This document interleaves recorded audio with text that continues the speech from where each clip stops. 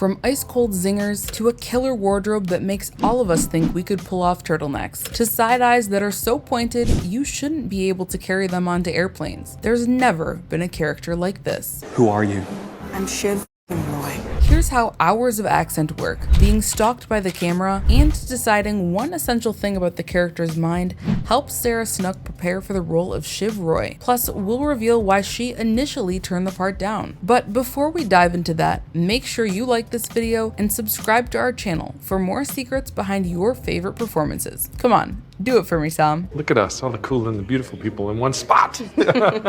As always, spoilers ahead. We've been talking about Succession for a while now, but if this is your first time, we'll break it down for you. Created by former Veep writer Jesse Armstrong and The Big Short's Adam McKay, Succession tells the story of the Roy family, a media dynasty whose members are vying for a spot at the top. Sarah Snook plays Shiv Roy, the family's only daughter. Shiv's a girl boss who would definitely stab you in the throat if she heard you saying girl boss. But for all that on-screen swagger, Snook was positive she wouldn't get the part. In an interview with GQ, she reveals that she thought the part was way out of her league, but she was eager to use the audition as a free trip to LA for a weekend to see my friends. Maybe it was that unbothered attitude that led her to nailing the audition and being offered the part of Shiv. Still, Snook was reluctant to step into the character's perfectly shined designer shoes, she told Variety. When I first got offered the role, I said no. If the world is going to be interested in a bunch of white dudes talking about business, and I'm the only woman in that, then I'm likely to get sidelined and be like some sort of prop. But after reading more scripts, Snook felt confident that the show was going to highlight workplace sexism and misogyny without making her character unimportant. And the result is a character that never pulls any punches. There's a glass ceiling for her. It doesn't really exist because she's beyond privilege and beyond money and power that she can afford to buy the building. Before shooting, Snook studied photographer Lauren Greenfield's book and subsequent documentary, Generation Wealth. There, Snook was introduced to real-life millionaires whose stories range from this,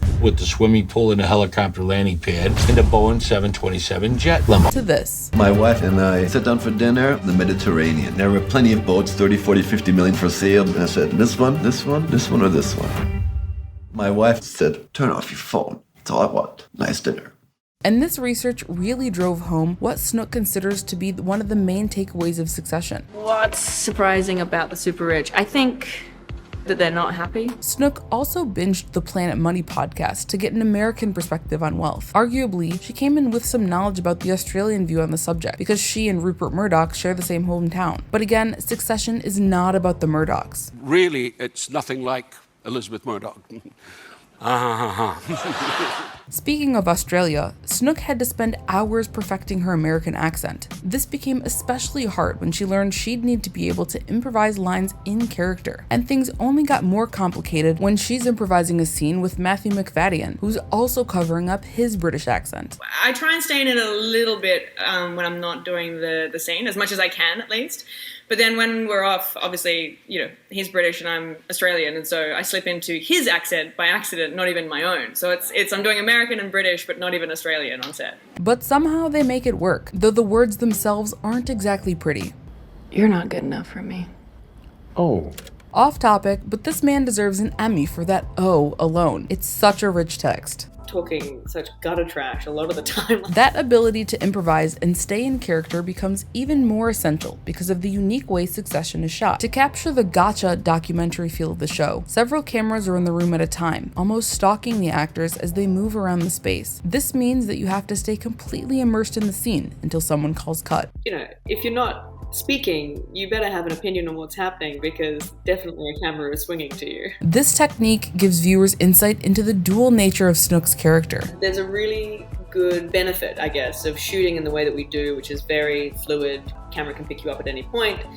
That you know that a camera could probably see your private face that you wouldn't be showing to anybody. You can see that the character work, that public versus private face, in the final scene of season 3. For context, the Roy siblings banded together, thinking they have the upper hand against their father. In typical Logan Roy fashion, he shuts them down, and it's revealed that Shiv's husband Tom secretly tipped him off, thus selling his own wife down the river. Matthew Macfadyen put it best when he said, "She looks like she's going to sort of rip me to pieces and throw up at the same time." And this This camera technique incentivizes Snook and the other actors to fully inhabit their characters at all times during the scene, and gives the audience an at-home front row seat to all their inner turmoil. And if there isn't enough turmoil on the page, Snook invents some of her own. She says part of her process involves imagining what Shiv's childhood was like, and how that made her the woman she is today. Her version of Shiv's college years even informed season 3's famous dance scene.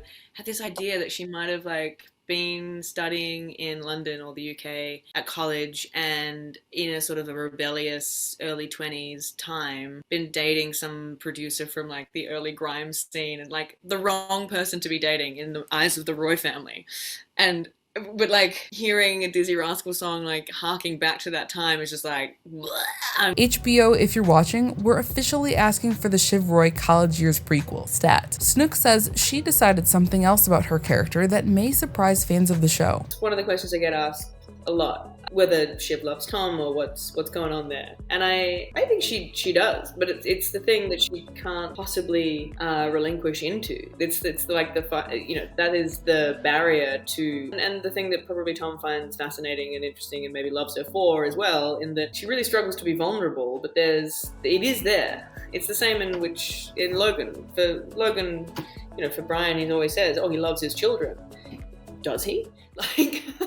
And he truly believes that, and I think Shiv is similar. That decision is so interesting when outwardly the character says things like this. Even though I don't love you. Uh-huh. But you want me anyway. And suddenly, it makes sense why there are all these Tom Wambsgans fans edits to Mitski songs.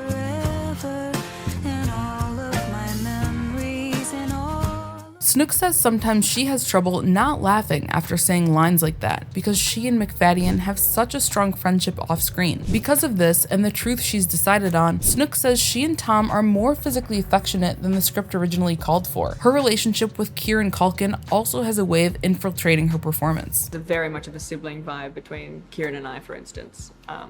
He plays Roman. And I guess part of having that chemistry offset really imbues the characters and the life that we have on set together. And you can play off that and trust each other to work together in the ways that are inventive and creative, and it's really fun. You can even see a bit of that in interviews. Notice how this big discussion of method acting is going on, but Kieran is just trying to make Sarah break her concentration. Brothers, am I right? Breaking point. He just, She says this familial dynamic extends to Brian Cox, who plays her intimidating father. In an interview with Empire magazine, Snook describes how this relationship makes even small moves very chilling. There's this moment, Brian was just tapping on a glass. It was just this death knell, where you can absolutely see it in my face. It was improvised, which is why it was so terrifying.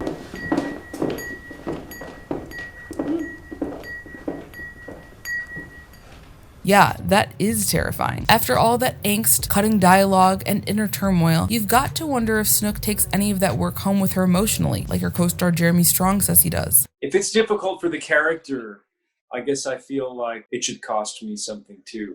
But Snook seems to take it all in stride, and she even confesses to sneaking her swimsuit on set during the yacht scenes, so she can go for a dip when they're done shooting. She says she also likes to watch hours of Paris Hilton's cooking show to unwind. Sort of ironic to turn to a show about a daughter of a billionaire after a long day of playing the daughter of a billionaire. But hey, sliv and let's live. Live your best life. Sliving always loves it. But even if she chooses to separate herself from the character when she leaves the set, Snook admits that parts of Shiv have definitely rubbed off on her. One of the things that I love playing her for is that she believes she deserves to be in every room that she's in, and that she even says she calls Shiv to act on her inner voice every time she faces imposter syndrome IRL. Well, what are you gonna do about it, Sarah? You're gonna complain all day or all night, or you're gonna, buck up and get out there and do something? You're allowed to. I acknowledge your feelings. You're allowed to be upset, but make a decision. Just develop an alter ego who's a little bit more, who believes in you a little more than maybe you do at the time. As for us, we believe that Snook will continue to turn out a killer performance as Shiv in season 4 and beyond. She says to keep an eye out for stunning new locations, more fights between her, Tom, and even more iconic lines. What a job. I'm so excited. Let's go. So what do you think? Does Shiv Roy deserve to ascend the Waystar Royco throne? And what other actor processes would you like us to cover next? Tell us all that and more in the comments below. Also, don't worry, we're not done with our Succession coverage yet. In fact, next time, we're taking a one-way trip to Rome. I'm thinking of no sock in it. Rocking some horny ankle cleavage.